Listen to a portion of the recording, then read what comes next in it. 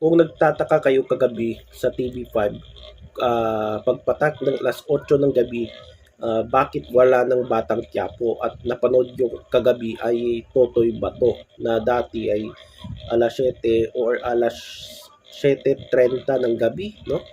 Itong Totoy Bato. Dahil itong Batang Quiapo sa mga hindi pa alam, no? Lalo na yung mga nanonood ng Batang Quiapo sa TV5. So guys, sa mga nanonood ng Batang Quiapo sa TV5 ay lumipat na kayo sa All TV dahil ang Batang Quiapo ay mapapanood nyo na sa All TV. So balik sila sa dati nilang istasyon, no? Yung Channel 2 dahil bukod sa Batang Quiapo, yung mga shows ng ABS-CBN na napapanood nyo sa TV5 gaya ng mga Roja, yung ibang teleseryes, ASAP at iba pa ay mapapanood nyo na sa All TV.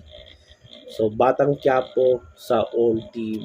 So sa mga hindi pa, no, nakapanood kagabi ng episode ng Batang Quiapo dahil nagtataka kayo kung bakit walang Batang Quiapo sa TV5, ay nagsimula na kagabi na mapanood ang Batang Quiapo sa All TV. So lipat na kayo yung mga viewers ng Batang Quiapo sa All TV dahil dyan na mapapanood ang Batang Quiapo.